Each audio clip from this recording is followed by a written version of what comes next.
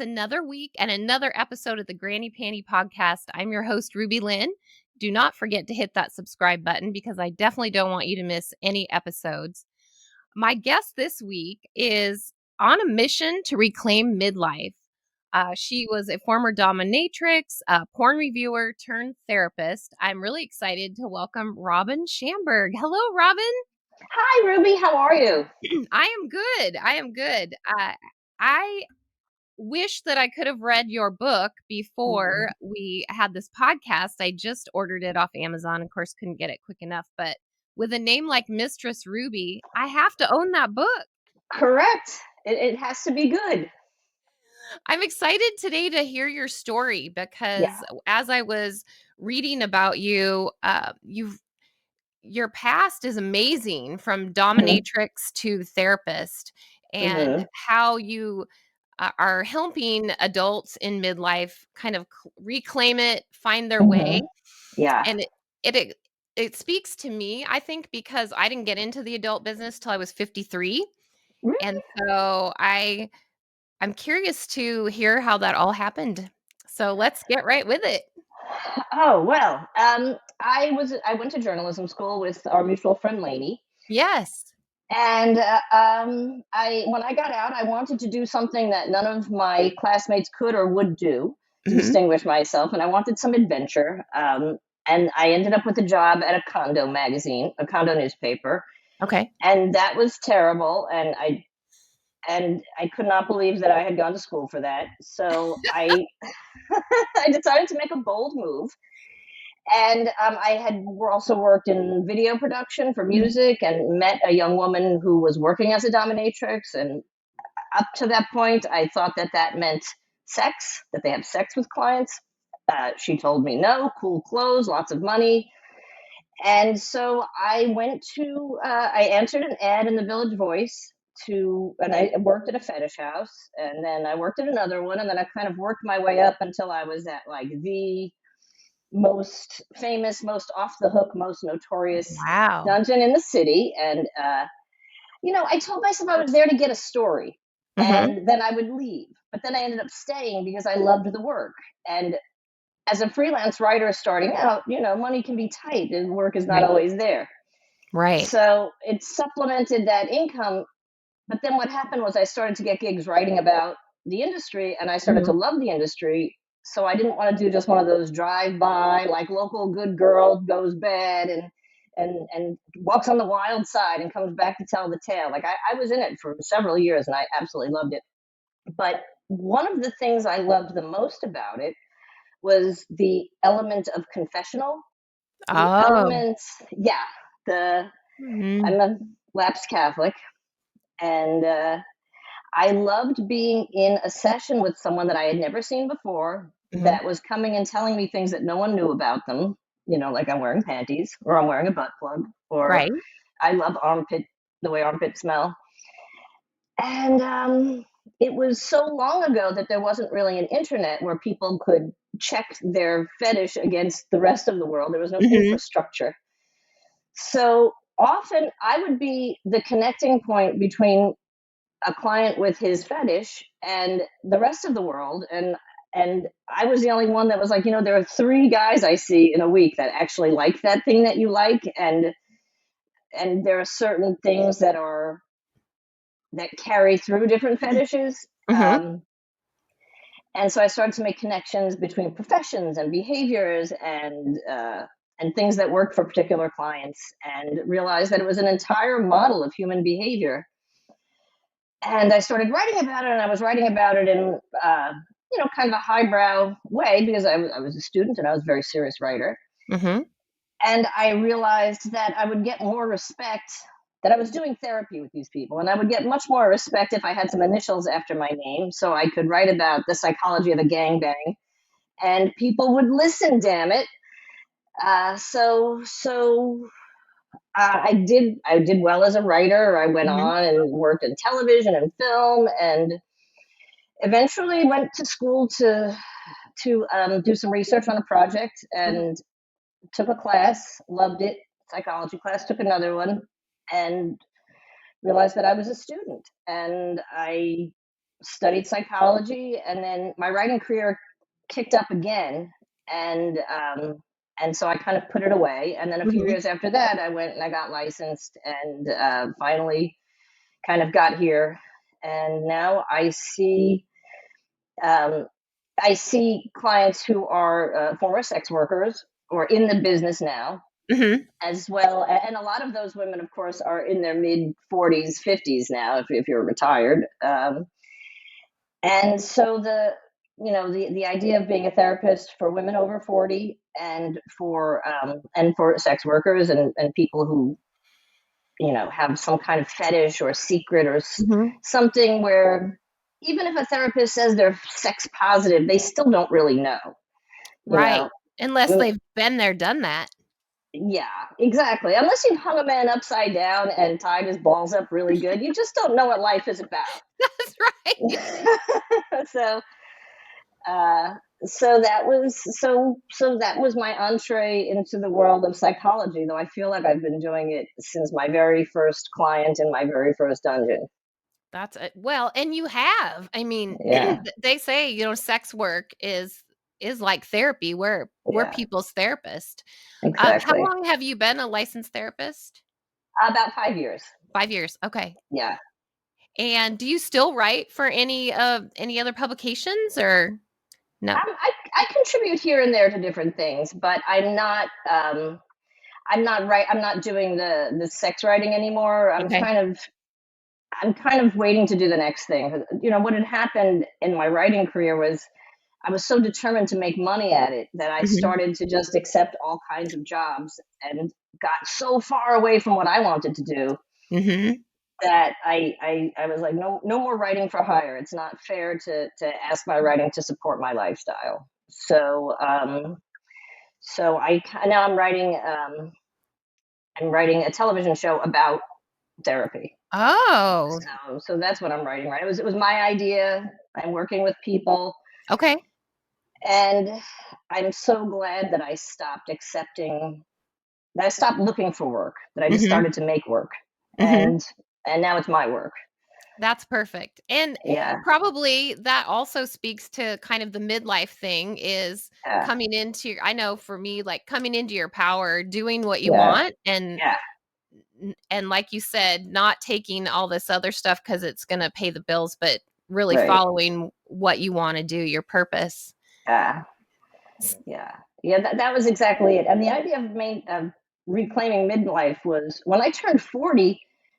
Everyone sets up 40 like it's going to be terrible and you're old and no one wants you anymore. And when I turned 40, I never felt better. And then I turned Mhm. 50 and I felt even better.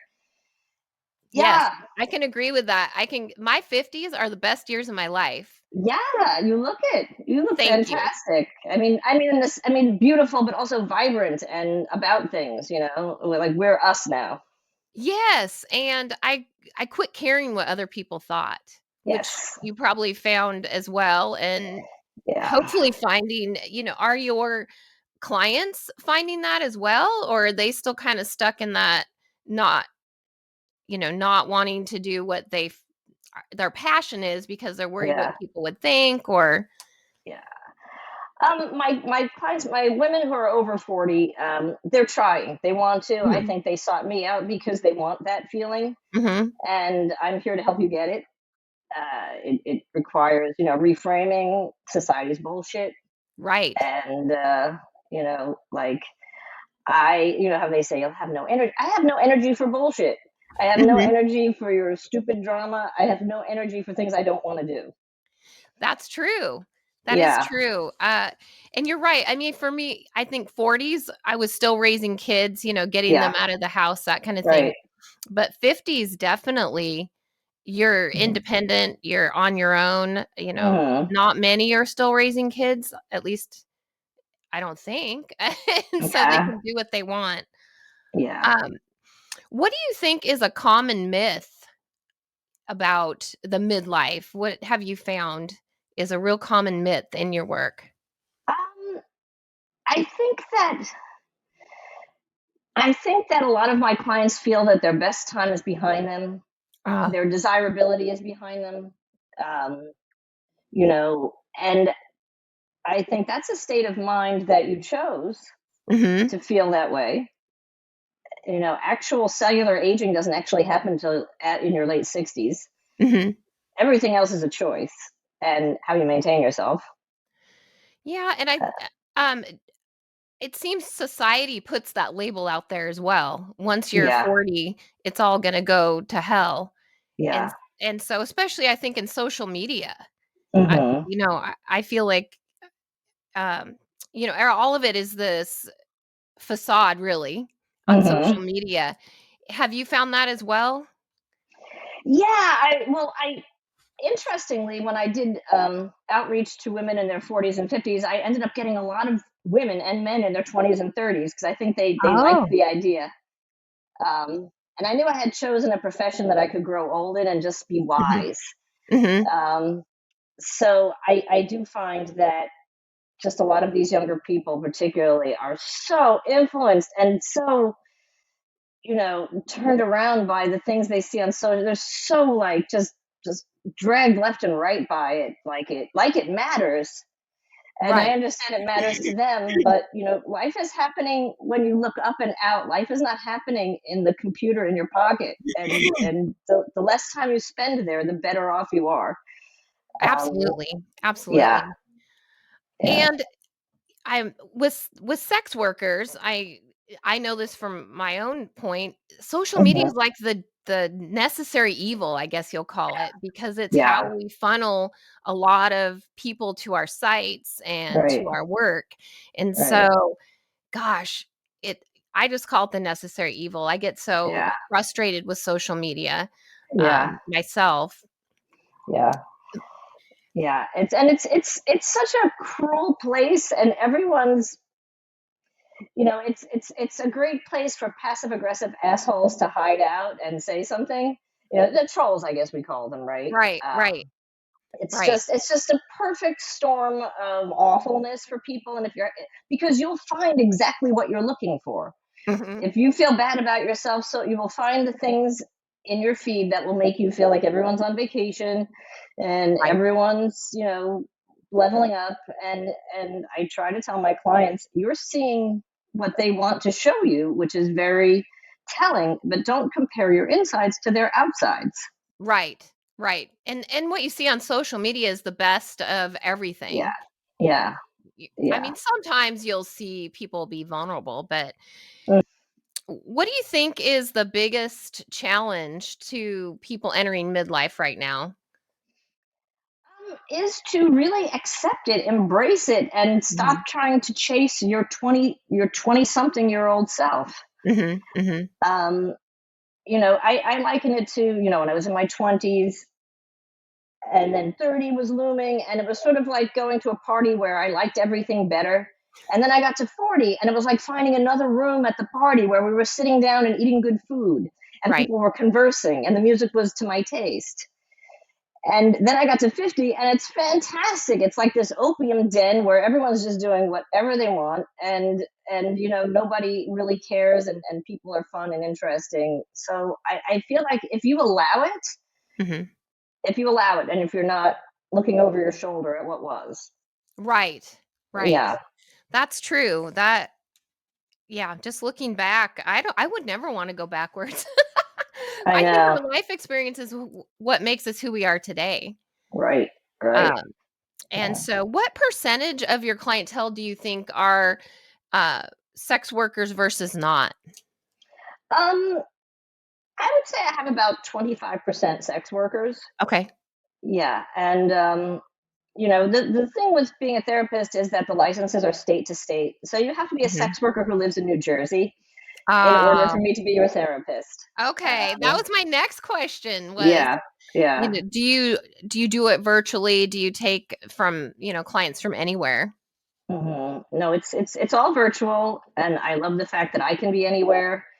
I like the convenience for my clients; they can be Mhm. anywhere. And I don't think people are going to be going back to in person therapy if they don't have to. Right.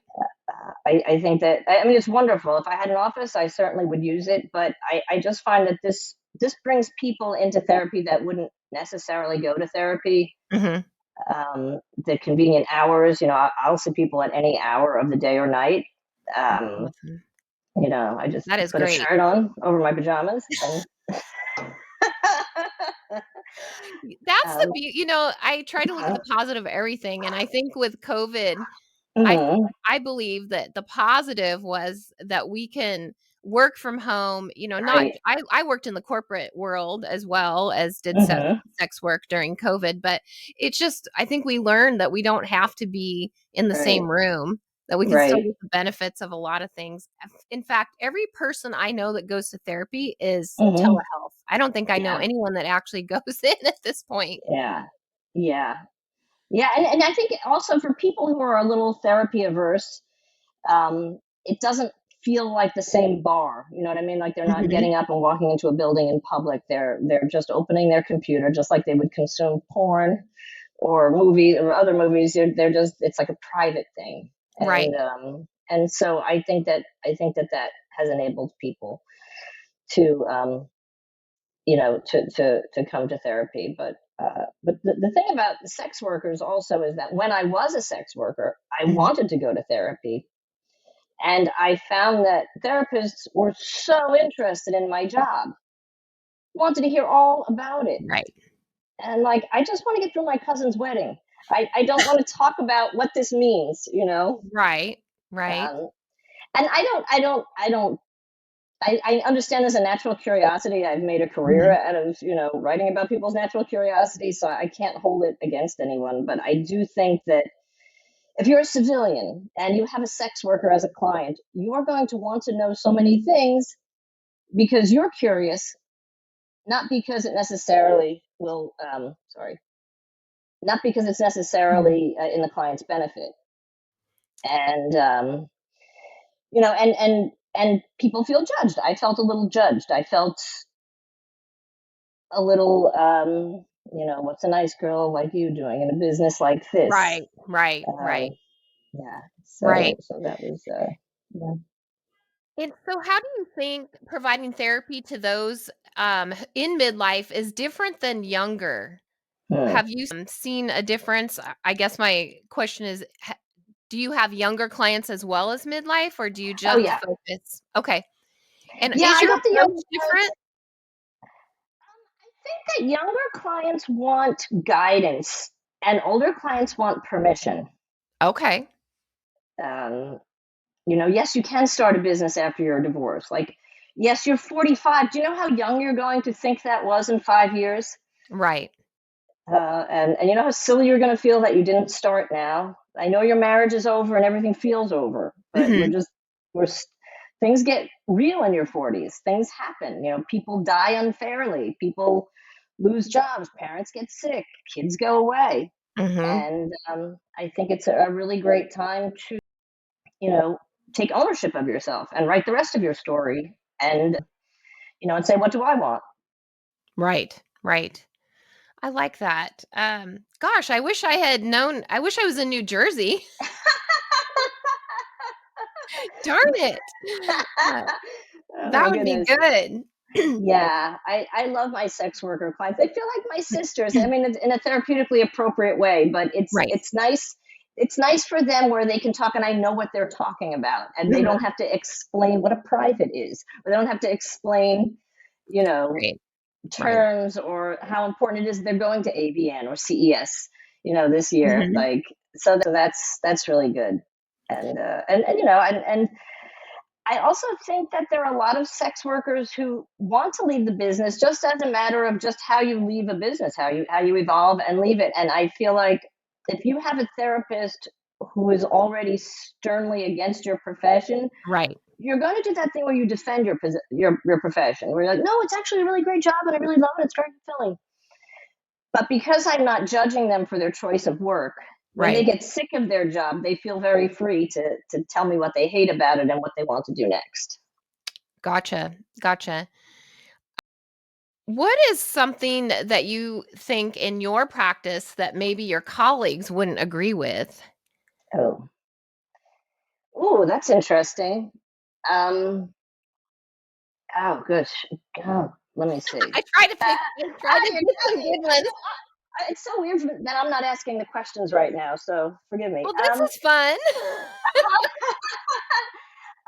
I think that with all seriousness of Mhm, with all the seriousness of sexual exploitation and sexual abuse and everything, I think that sex can be a bodily function or a party or something sacred, but it's not always a big deal. And it's my vagina, and I can do with it what I want. I I I don't have an overly sentimental view mhm, of, oh, but we had sex. It's like, okay. And I think many of my colleagues, particularly, when you have a female client, it's like, oh mhm. my goodness, you had sex with him and you didn't want to, and you regretted it the next day. It's like, keep it moving, keep it moving. Like he didn't rape. If of course if it's no sex abuse, but if you had a night that you regretted, you drank too much, you slept with Right. someone, they're a jerk, and it's the next day. Like, don't worry, he didn't steal your precious flower. Like, you made a poor decision, and Mhm. what you want to do with it next, do better next time. Right, Don't go out with someone. Again, this is assuming that no one forced anyone into right, anything. This is just that night. Like, "Oh, I can't believe I slept with that guy or girl." right, right, Um, right. you know, it's not the worst thing just because it's happening to you sexually. So let's talk about something fun. Let's Okay. rewind. Let's rewind back to your dominatrix days. All right. Okay. We can And go back. so I would like to know, well, like, what is one session that stands out in your mind that just you'll always remember it, whether it's good or bad? I would say actually my very first session, you'll never forget it. Right? It was a gentleman who came in and said, "I have a Christ complex. Oh. I want to die for you." And again, fortunately, he lucked out and he got a dom who had 12 years of Catholic school education. So and again, I didn't, nobody teaches you this, nobody Mhm. teaches you S&M. You kind of just watch and figure, and there was no internet to learn from. So I just reenacted the Passion of the Christ. I played all the parts. He was Jesus. We crucified him, and that was just a bondage thing. And he had wanted me to, I think, really, really. I don't remember, it was push pins, but he really Oh. wanted to draw blood and be like stuck to Mhm. something, and Mhm. that I drew the line there because I I I was like, no, that's a bit much for me. And I wasn't really sure if I could or Right. if I should, and I didn't want to make a mess. It was my first day at work. Um, I and bet you were like, "What did I get myself into?" no, I absolutely loved it. I walked away with money, and this guy cried at the end of it. He had this Wow. catharsis. He, I raised him from the dead, of course, Mhm. and stone rolled away from tomb. And as he left, he gave me a huge tip, and I made my session money, and I really felt like we had just had this amazing hour of theater. That's cool. Yeah, it was. I was hooked from there, and I was like, okay, I'm going to do this for a little while. That is awesome, and having it be your first session too, like, it's like the virgin. Yeah, You didn't have yeah, anything to compare it to probably, so exactly, that can be exactly. nice. But you see, after the fact, I found out that actually he was a known client of this particular dungeon, and the girls gave him to me because I was the new girl. So he was considered a difficult client. So it was sort of Oh, like a hazing ritual. Like, take this real stone cold weirdo and sink or swim. And he came out thrilled, and I came out thrilled, and yeah, it was great. that is funny, hazing incident. And, Yeah. too, I come from, social work, and sometimes somebody's worst client is, like, your best. There may be, Hmm. something that they didn't connect with the other social worker, Right. but now that I have them, Right. uh, their quirks or what have you don't bother me at all, and so Right. that is I think it's good, though, sometimes for clients to experience different Yeah. providers Yeah. Yeah. They because shop they can around. get something different from each person. Right. Yeah. So, What would you tell your 20-year-old self, knowing what you know now? Oh, What would uh, you go back and tell yourself to either do differently or not do? oh, that's so easy. That's don't get hung up on guys. There will always be another one. Don't get hung up. Mhm. Don't pine over men. Don't cry for a man. Like there'll be another one right around the block. Just take it easy, girl. Enjoy yourself. Mhm. That's what I Good. would tell my younger self. Awesome. Yeah. And do you have any specific advice for women, specifically getting into sex work in their 50s? Hmm. Other than enjoy yourself, you know what you like. Enjoy yourself. Protect yourself and enjoy yourself. Just make it what you need it to be. Everyone Mhm. else, if you're performing with men, like don't worry, they'll enjoy themselves. Make it about Right. your experience, and they'll love you for it, and you'll have a good time. Yeah. Yeah. I think we're more relaxed in our older age here. Mhm. So, one of the questions as we get ready to close up, I always like to ask my guest is for a granny panty tip of the week. So, some piece of advice. I know we just talked about advice to women in 50s, but something in general that you just, it's some piece of advice that you think is important or people can Mm. take away from this. My grandmother used to say this: um, "Fuck them if they can't take a joke." I like that one. Yeah, I yeah. like that. My So mom used to always say, "In 100 years, nobody will care." yeah. That's very similar. It's just a different way of saying the same Yeah. thing, right? Yep. And I've probably said that a few times, so I guess hopefully I'm not becoming my mother, but Yeah, we all um, do in our own way. yeah, The, the that's mom true. bomb goes off, and suddenly you realize you look like her and sound like her, but That's true. you know, So, can people find you on Instagram, Twitter? Do you have social media? no, I don't. But you can find me on my website, Okay. which is www.blackbooktherapy.com. Okay. Awesome. Mm-hmm. And if they're in New Jersey, they can work with you. 100%. I would love that. You don't need to be a sex worker to check out my website and send me a contact request. Awesome. Awesome. And And you Yeah. have a book on Amazon. Do you have any other writings out there? I wrote so much under pen names that would be the one thing that you could find. Okay. Um, but oh, that's the other thing too. My practice. The reason why it's called Black Book Therapy is Mhm. because it's for the little black book, and I also work a lot with writers and creative people. Okay. Writers were stuck, so I thought the name would kind of work for both. If I you're love if it. you're a stuck sex working writer, then come on in. I like that. Yeah, you have a Mhm. great website. Thank Lots you. of good information. I'm excited to read your book, especially Thank you. since we shared the same name. Oh. Mhm. But I just Mhm. want to thank you for taking the time to come Sure. on and talk to me and Yeah. talk to our viewers about therapy and your Mhm. story. I really appreciate that. I'm so Sure. thankful Lainey connected us. Yeah, she's the best. She is the best, but Mhm. I wish you well. I can't wait to read your book. I'm And so everybody excited. go to blackbooktherapy.com to Thank find you. Robin. And I will catch you soon. All right, great. Thank you so